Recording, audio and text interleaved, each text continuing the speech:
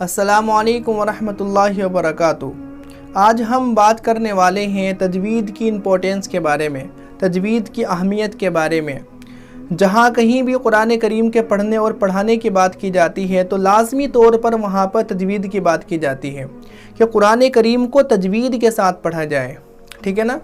اور کچھ ایسے سوالات ہیں جو کہ لوگوں کے ذہن کے اندر باقی ہیں بٹ ان کے جوابات ان کو نہیں مل پائے، جس کی بنیاد پر ابھی تک وہ پریشان ہیں۔ فار ایگزامپل کہ کیا قرآن کریم کو تجوید کے ساتھ پڑھنا لازم و ضروری ہے؟ کیا تجوید کا سیکھنا فرض ہے؟ اگر کوئی بندہ تجوید کے ساتھ قرآن کریم نہیں پڑھتا تو اس کا کیا حکم ہے؟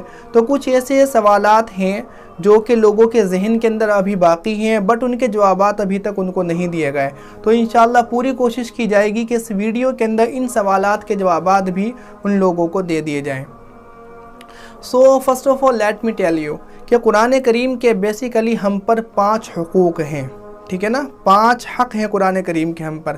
پہلا ہے کہ قرآن کریم پر ایمان لایا جائے، دوسرا ہے کہ قرآن کریم کو بہترین طریقے سے بہترین آواز کے ساتھ پڑھا جائے، تیسرا ہے کہ قرآن کریم کو سمجھا جائے، چوتھا ہے کہ قرآن کریم پر عمل کیا جائے، اور پانچواں ہے کہ قرآن کریم کی تعلیمات کو، قرآن کریم کی ٹیچنگز کو آگے پھیلایا جائے، فارورڈ کیا جائے۔ تو آج ہم ان 5 حقوق میں سے بات کرنے والے ہیں دوسرے حق کے بارے میں کہ قرآن کریم کو اچھے طریقے سے پڑھا جائے، بہترین طریقے سے پڑھا جائے۔ اور بہترین طریقے سے قرآن کریم کو جب ہی پڑھا جا سکتا ہے جب کہ قرآن کریم کو تجوید کے ساتھ پڑھا جائے۔ اب یہاں پر کویشچن یہ کریٹ ہوتا ہے بھئی یہ تجوید کیا چیز ہے؟ تجوید کے کیا معنی ہے؟ تجوید کا کیا مطلب ہے؟ تو یاد رکھیں کہ لغت کے اعتبار سے ڈکشنری کے اندر جو تجوید کی میننگ ہے وہ یہ ہے کہ کسی چیز کو عمدہ بنانا، کسی چیز کو اچھا بنانا۔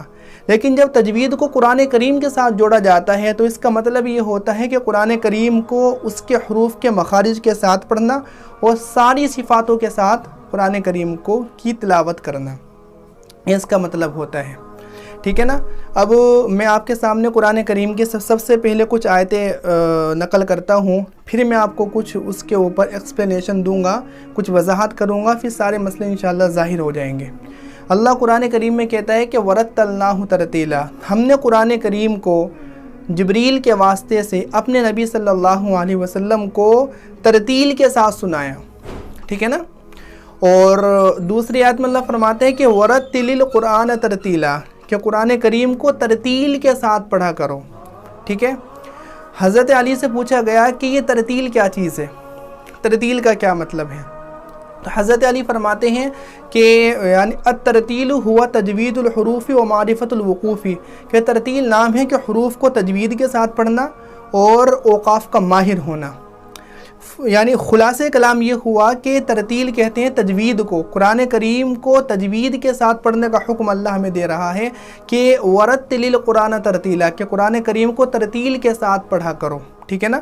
تو اب اللہ تعالیٰ ہمیں آرڈر دے رہے ہیں، ہمیں حکم دے رہے ہیں، تو اس سے ہمیں یہ بات پتہ چلتی ہے کہ اتنی تجوید سیکھنا ہم پر لازم و ضروری ہے جس سے ہم قرآن کریم کو صحیح طریقے سے پڑھ سکیں، قرآن کریم کو اچھے طریقے سے ہم پڑھ سکیں، ضروری اتنی تجوید سیکھنا ہم پر لازم و ضروری ہے، ٹھیک ہے۔ اور دوسرا مسئلہ آپ یہ یاد رکھیں کہ اتنی تجوید سیکھنا ہم پر لازم و ضروری ہے کہ جس سے ہم قرآن کریم کو صحیح طریقے سے پڑھ سکیں۔ اگر ہم اتنی نہیں سیکھیں گے تو ہم گنہگار ہوں گے، بٹ پروپرلی پوری تجوید کا سیکھنا، پورے فن تجوید کا سیکھنا یہ فرض کفایہ ہے۔ فرض کفایہ کا مطلب یہ ہوتا ہے اگر آپ کے محلے کے اندر کوئی ایک بندہ بھی ایسا نہیں ہے جو پروپرلی پوری تجوید کو نہ جانتا ہو تو آپ سب گنہگار ہوں گے، ٹھیک ہے نا۔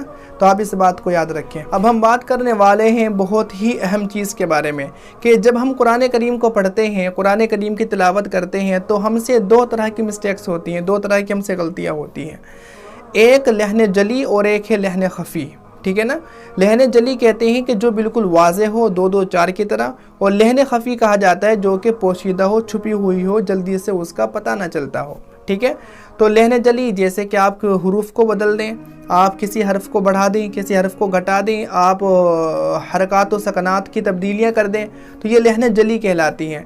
میں پہلے کی آپ کو مثال دیتا ہوں کہ کسی حرف کو آپ بدل دیں، جیسے وجاء بقلب منیب، تو یہاں پر جو بقلبم ہے، قلبن، تو اس کے معنی دل کے آتے ہیں۔ آپ بڑے قاف کو چھوٹے قاف سے بدل دیں، بقلبم، تو اس کے معنی کتے کے ہو جاتے ہیں، تو معنی ختم۔ تو یہ ہوتا ہے کہ حروف کو بدل دینا، الحمدللہ رب العالمین الحمدللہ رب العالمین، آپ بڑی ہا کو چھوٹے ہا سے بدل دیں۔ دوسری مثال لیں آپ کہ یعنی کسی حرف کو بڑھا دیں، اگر جیسے ایاک نعبد و ایاک نستعین کو آپ پڑھ دیں ایاک نعبد و ایاک نستعین، تو آپ نے واو کو بڑھا دیا، دال میں دال واو پیش دو کر دیا آپ نے اسے، تو آپ نے ایک حرف کا اضافہ کر دیا، ٹھیک ہے نا۔ کسی حرف کو گھٹا دیا آپ نے، جیسے ایاک نعبد ہوتا ہے، یا کے اوپر ڈبلو ہے، یا کے اوپر تشدید ہے، تو وہ ڈول کر دیتا ہے حرف کو، بٹ آپ ایک ہی پڑھ رہے ہیں یا ایاک نعبد، تو آپ نے حرف کو گھٹا دیا۔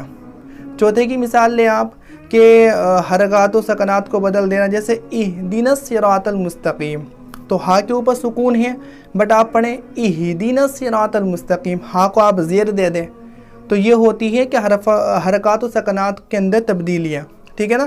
ان غلطیوں کے ساتھ قرآن کریم کا جو پڑھنا ہے وہ حرام ہے، ناجائز ہے، آپ گنہگار ہوں گے، اور بعض اوقات اگر معنی زیادہ خراب ہو جاتے ہیں تو آپ کی نماز بھی ختم ہو جائے گی، ٹھیک ہے نا۔ اور ایک ہوتی ہے لہن خفی، یعنی چھپی ہوئی غلطی، غنہ، اخفا، ادغام وغیرہ، یہ سب غلطیاں ہوتی ہیں، تو یہ سی مکروہ ہیں، ان کے نہ کرنے سے آپ کو گناہ نہیں ملے گا، بٹ یہ کہ اگر آپ انہیں بھی جان پوچھ کر کرتے ہیں، آپ جان پوچھ کر غنہ نہیں کر رہے، اخفا نہیں کر رہے، آپ ادغام نہیں کر رہے، تو پھر بھی آپ کے لیے ناجائز ہے، ٹھیک ہے نا۔ تو جب بھی آپ قرآن کریم پڑھتے ہیں تو آپ سے دو طرح کی مسٹیکس ہوتی ہیں، لہن جلی جو کہ حرام ہے، ایک ہے لہن خفی جس کے اندر گنجائش ہے، بٹ اگر آپ اسے جان بوجھ کر کے کرتے ہیں تب وہ بھی آپ کے لیے ناجائز ہے۔ اب میں آخر میں ایک حدیث سنا کر کے اپنی بات کو ختم کرتا ہوں کہ اللہ کے نبی صلی اللہ علیہ وسلم فرماتے ہیں کہ ان اللہ یحب ان یقرأ القرآن کما انزل، ٹھیک ہے نا، کہ اللہ پسند فرماتے ہیں اس بات کو کہ قرآن کریم کو اس طریقے سے پڑھا جائے جیسے کہ وہ نازل کیا گیا۔ وہ نازل کیسے کیا گیا؟ ورتلناہ ترتیلا، تجوید کے ساتھ نازل کیا گیا۔ وآخر دعوانا الحمدللہ رب العالمین۔ العلم نور، العلم